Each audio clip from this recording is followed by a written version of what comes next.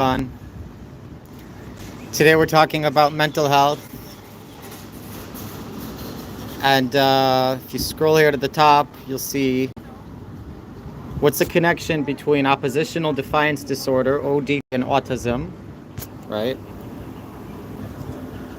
Not only is there a higher link among autistic children to be ODD, but it's actually a lot of the characteristics of ODD are the same characteristics as autism, meaning someone with ODD that's diagnosed with ODD might actually be autistic, or the opposite, right?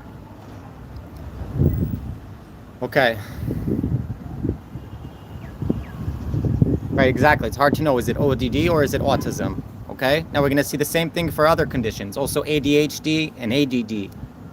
Also, autistic people are much more likely to have these things. Not only that, there's shared symptoms again, so it's hard to know, is it ADHD or ADD or is it autism? Because they have similar symptoms. L'chaim, l'chaim.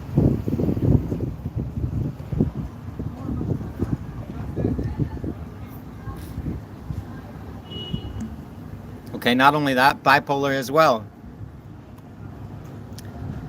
So you see there's a higher rate for people that are autistic compared to the general population. Those who are autistic have a higher rate of being bipolar as well. Not only that, again, the symptoms overlap. So again, it's going to be hard to know, is it autism that we're seeing or bipolar that we're seeing? Right? It might seem like manic and depression, but it might really just be bipolar. It might really just be autism. See that?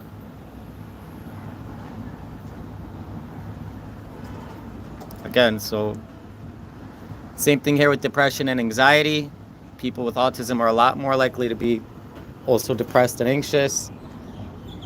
Not only that, the symptoms overlap. So again, you have a challenge. Is this person autistic or are they depressed and anxious? Maybe they're just autistic, right?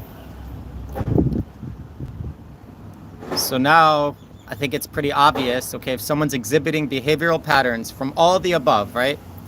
They've been diagnosed, or the mental health professionals have said they want to diagnose, or they're inclined to diagnose with oppositional defiance disorder, ADD or ADHD, depression and anxiety, and bipolar. If someone's exhibiting all the above, would it be fair to say it's probably autism rather than all these separate conditions, right? If you can say the person is also anxious and also depressed, which are two separate diagnoses, right? Bipolar a third, ADHD a fourth, ADD maybe is a fifth, right? ODD, that's six. Would you rather explain it as six separate conditions in one person? Or you could just say it's autism, one condition, and it explains all of them. It's a lot more likely the person is just autistic, right?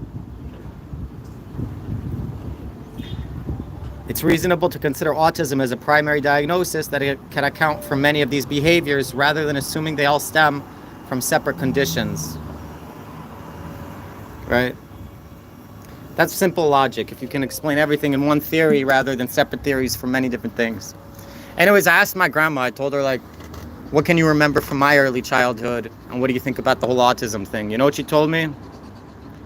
Look, please enter a competent rehab facility as Brother Mayer did, and you will journey forward and reclaim your vibrant, healthy mentality and physicality and physically self and go to successfully help others reclaim their lives and heal.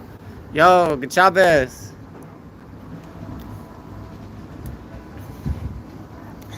Anyways, I think that's a twisted answer from a grandma. You know, I'm trying to work out my mental health, my life. I reach out to her. I want to know about my early childhood, if she thinks it makes sense, if I've exhibited behavior that can be autism rather than oppositionally defiant, and rather than all these other markers and diagnoses, if it makes sense to her, knowing her grandchild, that maybe I'm just autistic, you know? I'm not like all these other things. Maybe I'm just autistic and I was never diagnosed because maybe I'm a high functional autistic child. Maybe the doctor didn't want to, you know, I don't know why he didn't want to consider it, but I don't know why they were ready to consider everything else besides autism, you know? Maybe I'm just very high-functioning autistic. But still, I can't believe any doctor wouldn't have seen it. I can't believe anyone who looks at my record, looks at my file, wants to jump to everything else besides autism. Like, why can't it just be, maybe he's just autistic, you know? But anyways, you hear my grandma. First of all, she wants to smother me with like all kinds of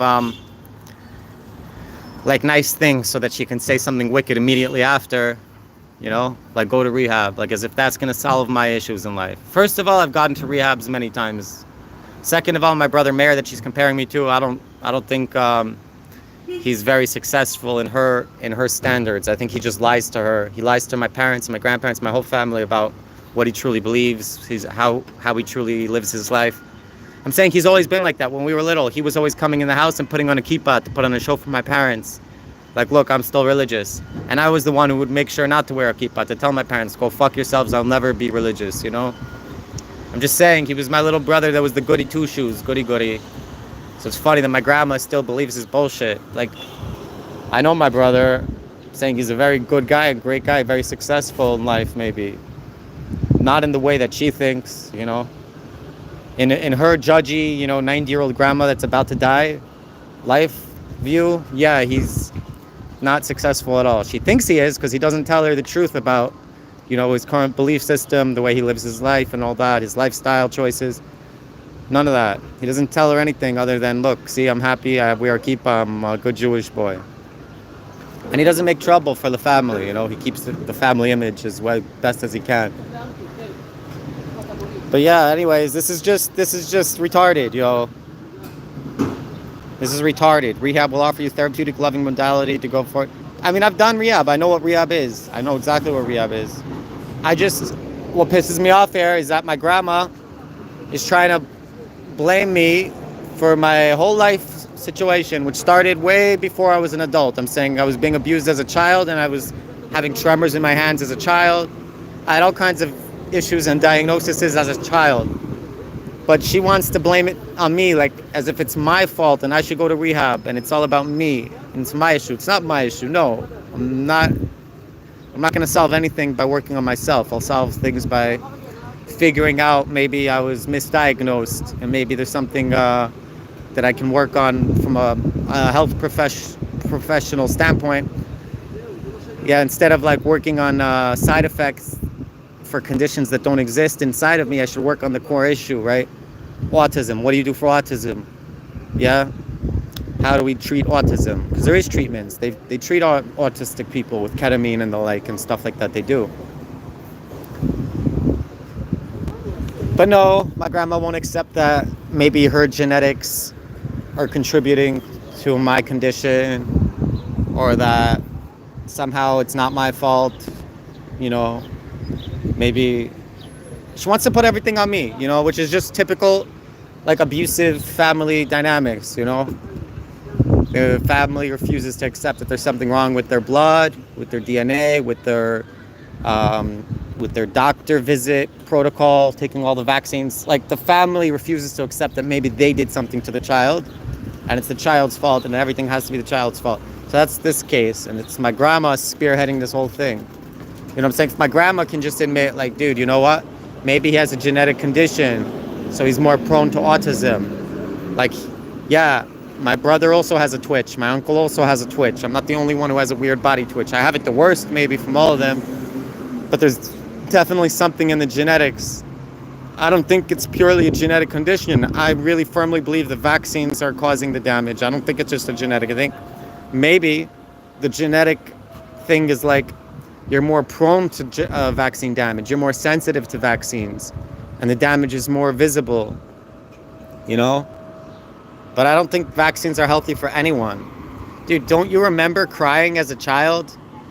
Don't you remember crying as a child when you had to go to the doctor's office? I remember crying and screaming and running away, not wanting to take the vaccine. I knew they were bad for me. I knew I didn't want them. When I was 17 and I had my own body autonomy, I didn't take the vaccine. I had to go for a checkup for my school for paperwork. I don't know. I didn't take the vaccine. I told them, no, thank you. I haven't taken a vaccine since. That was at 17 years old. But as a child, I remember crying and screaming and running away, not taking the vaccines. You know why? Because we all internally know these vaccines are bad. Dude, no normal person would put a vaccine in their child. Like, today, people don't vaccinate because they believe in it or because it's the right thing to do or it's like a natural or healthy thing to do for your children.